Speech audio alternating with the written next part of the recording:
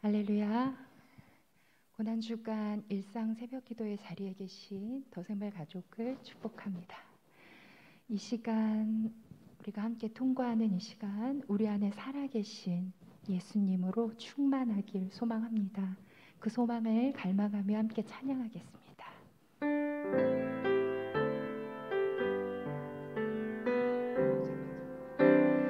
무명이어도 공허하지 않은 것은 예수 안에 난 만족함이라. 가난하여도 부족하지 않은 것은 예수 안에 오직 나는 부요함이라.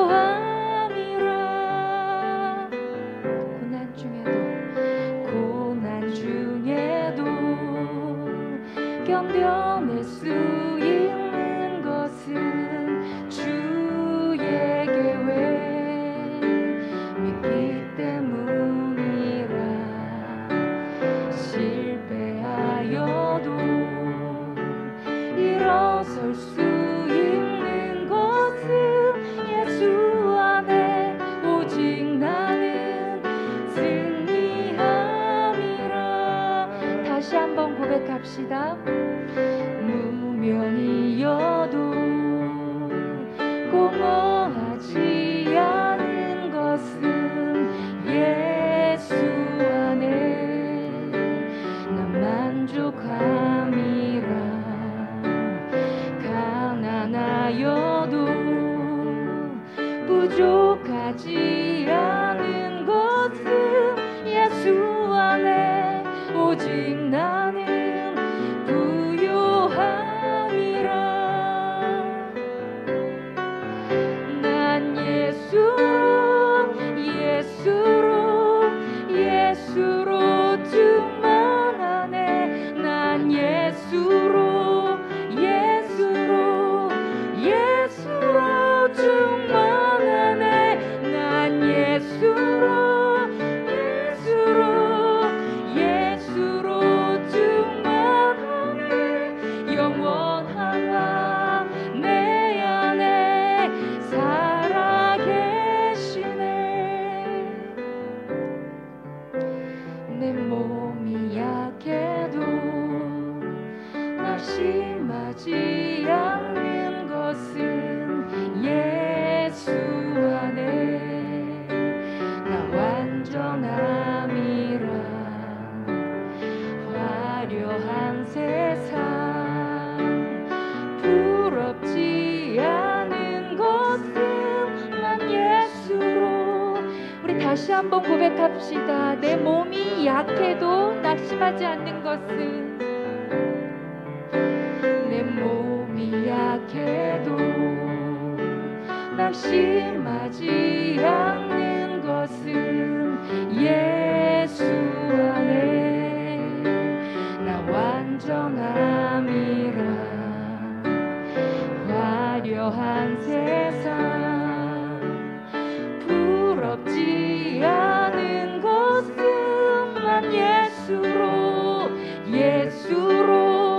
충만함이라. 난 예수로 충만하네. 세상 모든 것들도 부럽지 않네. 난 예수로 충만하네.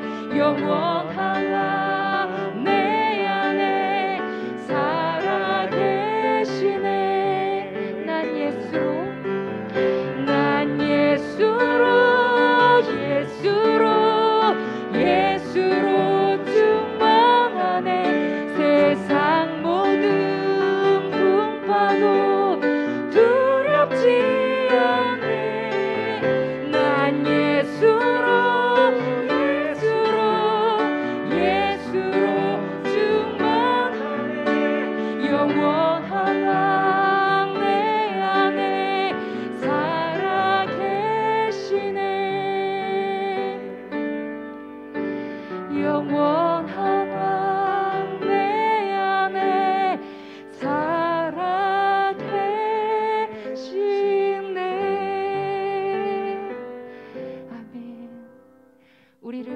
이와 같이 내버려 두지 아니하시고 더 가까이 우리 안에 살아계신 하나님으로 우리와 함께 하십니다. 오늘도 말씀을 통해 우리에게 음성을 들려주실 그 살아계신 주님의 음성 우리가 듣길 사모하며 함께 기도하겠습니다.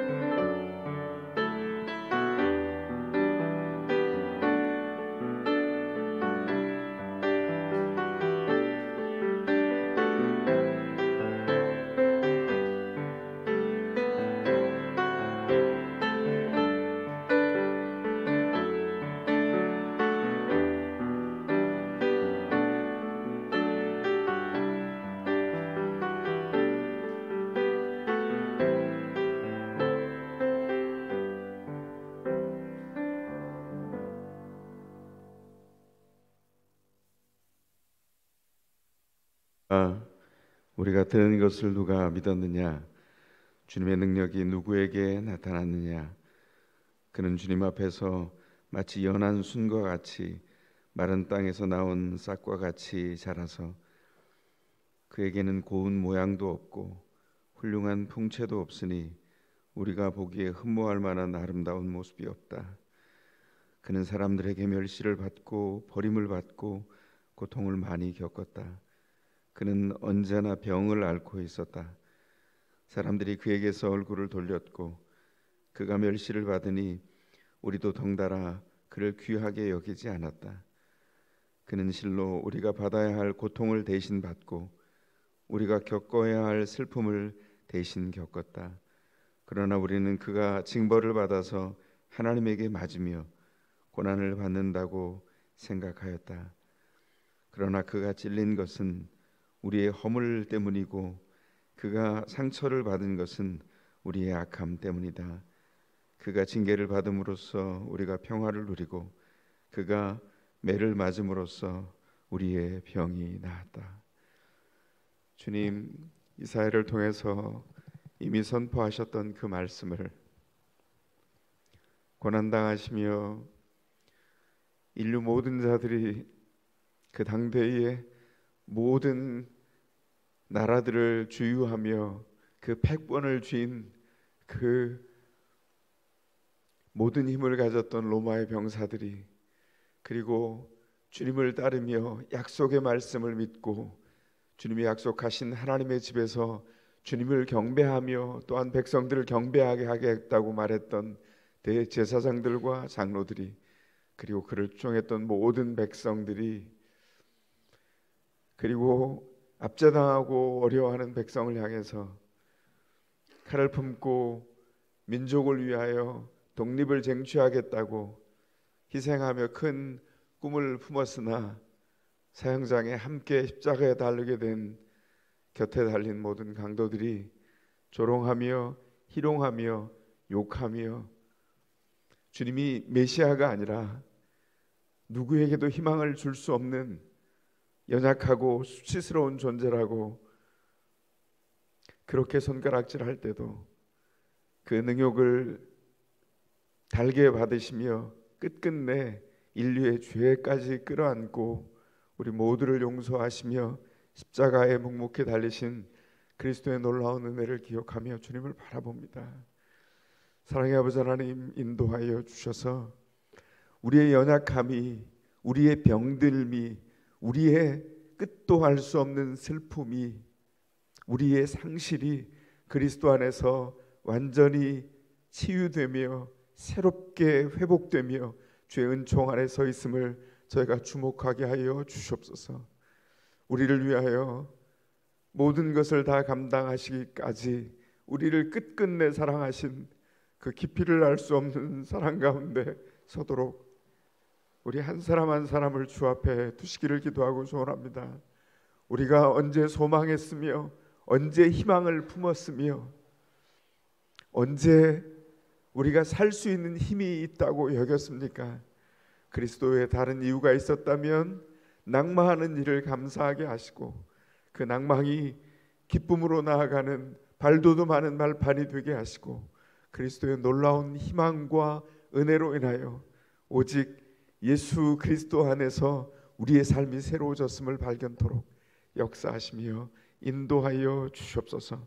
오늘도 말씀을 통하여 주의 고난 가운데 들어가 주님 일하심을 헤아려 보며 우리의 빼앗길 수 없는 기쁨이 어디서부터 생겨났고 어디로 향하고 있는지를 바라보며 우리의 삶을 주님 앞에 매이는 주의 사람들 되도록 역사하여 주시옵소서. 감사하오며 예수 그리스도의 이름으로 기도하옵나이다. 아멘. 하나님의 말씀을 함께 살핍니다. 주께서 이 아침에 우리에게 주시는 말씀은 신약 마태복음 27장 27절에서 44절까지의 말씀입니다. 마태복음 27장 27절에서 44절까지의 말씀입니다. 제가 받들어 봉독하겠습니다. 총독의 병사들이 예수를 총독 관저로 끌고 와서 온 부대를 다 그의 앞에 불러 모았다. 그리고 예수의 옷을 벗기고 주홍색 걸침 옷을 걸치게 한 다음에 가시로 면류관을 엮어 그의 머리에 씌우고 그의 오른손에 갈대를 들게 하였다. 그리고 그분 앞에 무릎을 꿇고 유대인의 왕 만세 하고 말하면서 그를 희롱하였다. 또 그들은 그에게 침을 뱉고 갈대를 빼앗아서 머리를 쳤다. 이렇게 희롱한 다음에 그들은 주홍 옷을 벗기고 그의 옷을 도로 입혔다. 그리고 십자가에 못 박으려고 그를 끌고 나갔다.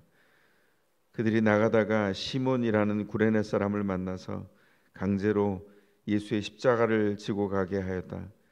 그들은 골고다 곧 해골곶이라는 곳에 이르러서 포도주에 쓸개를 타서 예수께 드려서 마시게 하였으나 그는 그 맛을 보시고는 마시려고 하지 않으셨다. 그들은 예수를 십자가에 못 박고 나서 제비를 뽑아서 그의 옷을 나누어 가졌다. 그리고 거기에 앉아서 그를 지키고 있었다. 그리고 그의 머리 위에는 이 사람은 유대인의 왕 예수다 이렇게 쓴 죄패를 붙였다. 그때 강도 두 사람이 예수와 함께 십자가에 못 박혔는데 하나는 그의 오른쪽에 하나는 그의 왼쪽에 달렸다. 지나가는 사람들이 머리를 흔들면서 예수를 모욕하여 말하였다. 성전을 허물고 사흘 만에 짓겠다던 사람아, 내가 하나님의 아들이거든 너나 구원하여라. 십자가에서 내려와 보아라. 그와 같이 대제사장들도 율법학자들과 장로들과 함께 조롱하면서 말하였다. 그가 남은 구원하였으나 자기는 구원하지 못하는가 보다. 그가 이스라엘 왕이시니 지금 십자가에서 내려오시라지. 그러면 우리가 그를 믿을 터인데 그가 하나님을 의지하였으니 하나님이 원하시면 이제 그를 구원하시라지. 그가 말하기를 나는 하나님의 아들이다 하였으니 말이다. 함께 십자가에 달린 강도들도 마찬가지로 예수를 욕하였다. 아멘. 이것은 주님의 말씀입니다. 아멘. 오늘 새벽기도 마지막 날입니다. 제가 이렇게 말씀드리는 이유는 고난주간은 이 한 주간 계속되지만 새벽기도는 오늘 마지막이고요. 그리고 내일 저녁에는 저희가 금요일 기도회로 저녁 8시에 이 자리에서 모일 겁니다. 그래서 결심하고 오늘은 반드시 나가야지. 그리고 오늘 나오신 분들 다 나오신 겁니다. 그런데 내일은 탄력을 받아서 새벽에 나오시면 안 되고 저녁에 나오셔야 돼요. 기억해 주시기 바랍니다. 혹시나 착각하실까 봐 말씀 나누기 전에 먼저 광고 드렸습니다. 십자가에 달리신 예수님에게 오늘 이 말씀은 참 혹독하고 고통스러운 말씀이죠. 왜 그렇죠? 온 세계가 예수님을 조롱하는 겁니다. 로마 당대의 모든 지중해 근처에 있는 모든 나라들을 다 접수한 패권국입니다. 최강대국이고 그리고 그들의 군사력은 그 당대에는 물리칠 수 있는 대상이나 국가가 없었어요. 그런데 끊임없이 땅을 점령하고 식민지로 만들었는데도 끊임없이 저항하는 한 민족이 있었어요. 그게 바로 유대인들이었습니다. 그들이 칼을 품고 개인적인 테러도 했지만 작은 조직과 특공대를 꾸며서 로마 병사들 그 식민지 각곳에서 각 지역에서 괴롭히고 소규모의 전투들을 계속 일으켰어요.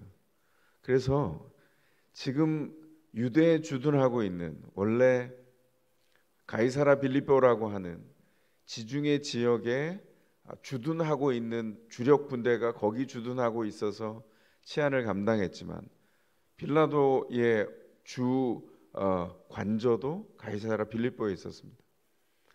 6월절이 되면 총독뿐만 아니라 온 군대가 다 예루살렘으로 들어왔어요. 왜냐하면 절기에 예루살렘에 모인 숫자가 작년만 50만이 넘었습니다. 예루살렘이 발 디딜 틈 없는 온 군중들이 다 모였어요. 그래서 한번 어딘가에서 어떤 사람이 반란이나 주둔하고 있는 로마를 향해서나 군대를 향해서 마치 성냥불을 그으면 예루살렘이 휘발유가 다 뿌려진 지역인 것처럼 활활 화약꽃처럼 타올랐어요. 그러니까 로마 군대가 긴장할 수밖에 없습니다.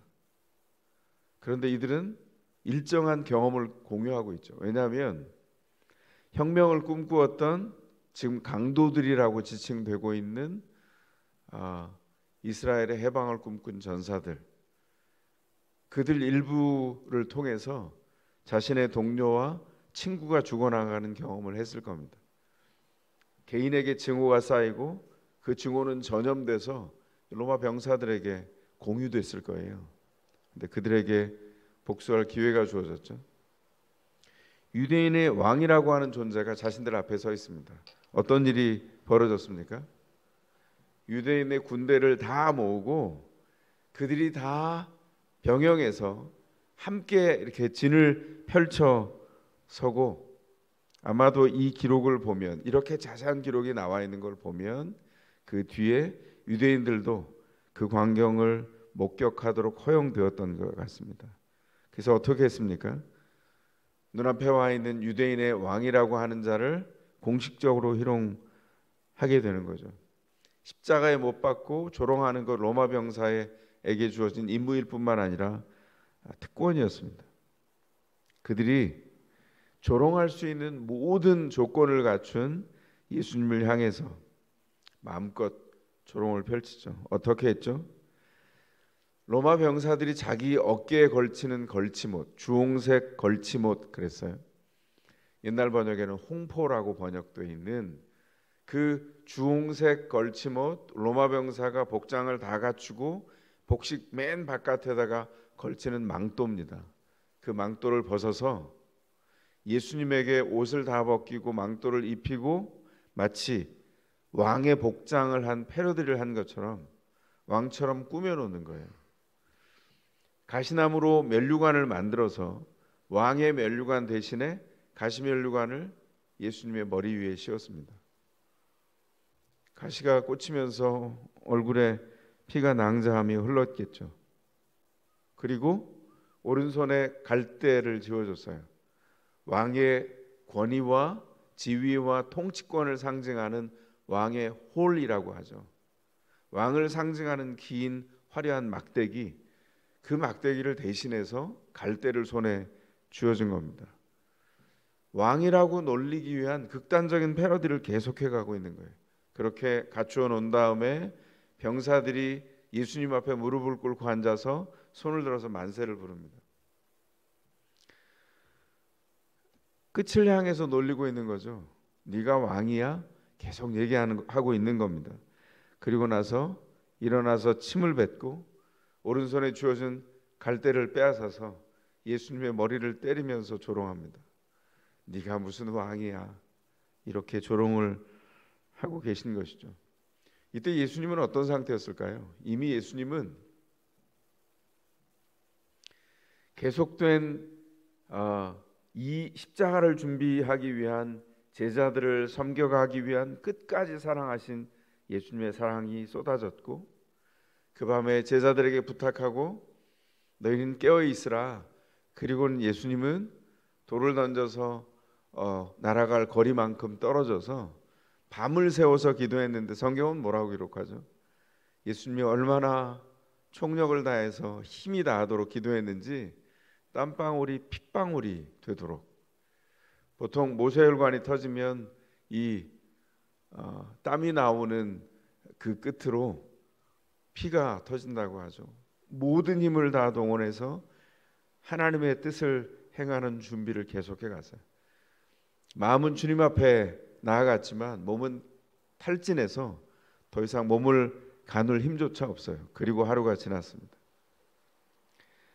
예수님은 지탱할 수 있는 힘이 거의 남아있지 않는 그런 육체를 가지고 힘이 다 빠져서 자주 넘어지셨던 것 같아요. 그래서 자기 십자가를 지고 올라가야 하는데 그 골고다를 오르는 길 어떻게 했죠? 그 과정에서 그 국경을 나와 있는 구레네라고 하는 당대의 북아프리카, 지금으로 하면 리비아 지역에 있는 북부 해안 도시 중에 하나였는데 그 구레네에서 온 6월절에 찾아온 시몬이라고 하는 사람을 착출해서 그 사람에게 십자가를 지우고 그리고 골고다로 올라가죠. 감사하게도 나중에 이 구레네 시몬은 이 일을 통해서 예수를 믿습니다. 참 기가 막힌 은혜죠. 그리고 나서 골고다, 그 예루살렘 바깥으로 나간 골고다로 나가게 되고, 그 고통에 마취제가 섞여 있는, 포도주에 쓸개를 타는 것은 당시에 통용되던 마취제였거든요. 예수님이 맛보시고 쓸개가 들어있는 것을 아시고 거부하셨어요. 왜 그렇게 하셨죠? 주님이 우리를 향하여 고난당하는 것을 요만큼도 타협하지 않으시고 그 고통을 다 감당하셨다는 겁니다. 이게 무슨 뜻을 담고 있을까요? 시편 69편을 이루고 성취해 가시는 일이에요. 고난당하고 힘이 다 빠져버린 끝까지도 예수님은 무엇을 하셨을까요? 성경이 약속한 메시아에게 있는 모든 약속을 성취하셨는데, 우리가 그동안 계속 묵상해온 대로 하나님이 인류를 향해 쏟아 부으시려고 하는 그 사랑을 끝끝내 포기하지 않고 꺾어질 수 없는 사랑으로 고통을 끝까지 완성해 가셨다는 것을 보여줍니다. 그리고 십자가에 못 박습니다. 옷을 벗기고 예수님이 입고 있었던 통으로 짠 옷, 그 속옷을 벗긴 다음에 군사들이 제비 뽑아서 그것을 나누어 가졌어요. 이것도 시편 22편에 나와 있는 메시아가 고통당할 때 어떤 일이 벌어지는지에 대한 인류를 위한 고통당하심을 예언하신 일을 성취하신 일입니다. 그리고 죄패에는 뭐라고 붙였죠? 이 사람 유대인의 왕이다, 이렇게 패를 붙이고, 그리고는 조롱을 한 거예요. 그런데 마태는 그 일을 생생하게 왜 기록했을까요? 그들은 조롱하기 위해서 죄패로 이 사람은 유대인의 왕이다 이렇게 붙였지만, 그는 진실로 유대인의 왕이다, 진리를 분명하게 이야기했습니다. 그리고 나서 거기서 끝나지 않고 모든 사람들이 조롱했죠. 이스라엘 백성 중에서 가장 성경이 무엇인지, 성경이 무엇을 말하고 있는지 알고 있는 대제사장들과 장로들, 그리고 마태복음이 예수님을 십자가형으로 언도하는 사형 언도까지 모의해서 그 결론을 내기 위해서 이르렀던 모든 과정에서 종교 지도자들을 언급할 때 대제사장들과 장로들 이렇게 언급했는데, 마지막에 누가 나오죠? 율법학자들을 이야기하고 있습니다. 무슨 말입니까? 율법에 대해서 모두가 달통한 사람이지만 그 중에서도 가장 권위 있는 율법을 연구하는 사람들조차도 메시아를 알아보지 못했다는 거예요. 알아보지 못한 정도가 아니라 어떻게 했다고요? 조롱했습니다. 그게 로마의 병사들이 희롱했다는 단어와 똑같은 단어예요. 이 조롱하고 희롱하고 모욕 주고 욕하는데, 로마의 병사들, 하나님을 모르는 자들과 하나님을 안다고 하는 자들이 전혀 다르지 않았다 이렇게 말하고 있습니다. 이건 사실 뭘 얘기하고 있는 거죠? 아까 제가 기도하면서 함께 낭독했던 그 말씀이 이사야 53장입니다. 메시아가 어떤 존재로 이 땅에 오시는지를 이사야를 통해서 미리 알도록 예언해 두셨어요. 그 안에 나와 있는 가장 끔찍한 일이 뭐죠? 인류 모두가 메시아를 조롱하고 모욕하고 멸시한다는 거였어요. 왜 그렇게 했을까요? 그게 인간의 특징이라는 겁니다. 하나님과의 관계가 끊어진 인간의 특징이 뭐냐면 하나님과 하나님이 하신 일을 멸시하는 거예요. 어떻게 멸시하죠? 우리가 사는 동안 예수를 안다고 하고 그리고 그를 위해 인해서 구원을 받았다고 하면서도 삶을 살아가는 동안에 왕이 행진해 가는 동안에 왕의 길을 가지 않습니다. 마태복음에서 드러냈던 소개한 예수님은 누구셨죠?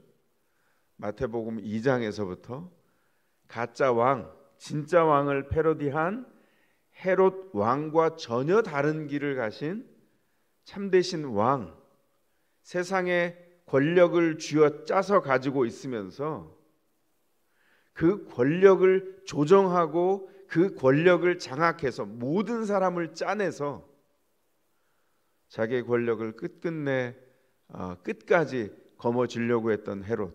헤롯은 어떤 일까지 했는 줄 아십니까? 역사의 기록에 나와 있는 겁니다. 그는 그의 죽음을 생각했어요. 그리고 죽었을 때 내가 사람들을 압제해서 나를 위해서 올 사람이 없을 것이니 이렇게 해야겠다. 자신이 죽는 날 어떻게 하라고 유언을 남겨요. 어떻게 했을까요? 죽는 날 사형 대상자들의 명단을 정해놓고 죽었다고 했을 때 그들을 그 시간에 동시에 그 여러 사람을 집단 사형을 시키는 거예요. 그러면 그의 비명과 그 가족들의 비명이 나를 위한 죽음의 곡소리가 될 것이다 이렇게 생각했어요. 너무 끔찍하지 않습니까? 하나님이 떠난 사람들이 갖고 있는 생각은 이렇게 열매를 맺을 수밖에 없어요. 하나님 안에 들어와 있는 사람은 다를까요?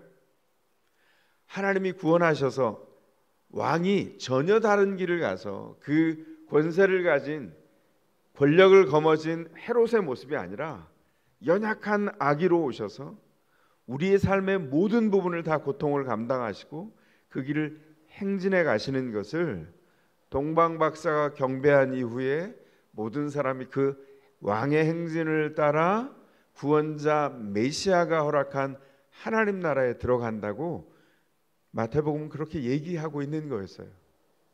그 행진을 계속해 가고 있나요? 그 행진을 따라가는 것이 아니라 중간에 잠깐 그 길을 이탈해서 이게 제대로 가는 게 맞아? 가룟 유다가 그렇게 이탈해 갔고 열 제자가 도망갔고 베드로가 하나님의 목적이 사라진 채 예수님이 어떻게 죽으시는지 판결을 받고 어떤 결말을 맞이하는지를 보려고 따라간 구경꾼이 된 이런 일로 그 삶의 모습으로 계속 왕을 따라가는 것이 아니라 왕에게 조롱하는 일이 본인의 의지와 상관없이 일어났다는 거죠. 성경은 그래서 그걸 전체를 다 어떻게 얘기한다고요? 하나님을 믿는 인류이든 그렇지 않든 하나님을 조롱하고 모욕하고 멸시했다고 얘기하고 있는 것입니다. 다시 돌아볼까요? 우리 모두가 죄인입니다. 예수 그리스도가 십자가에 오르셔서 끝끝내 성경이 약속한 대로 죽지 않으시면 구원과 구원 안에 들어있는 희망을 볼 수 없는 죄인에 불과하다는 것이죠. 그래서 우리가 예수님의 무엇을 보고 있습니까? 그 인간을 아시고 인간의 죄의 참상을 아시는 예수님이 끝끝내 그 길을 가셔서 십자가를 마다하지 않고 침묵 가운데 십자가에 오르시는 그 장면을 우리가 보고 있습니다. 너무 기가 막힌 감사함이죠.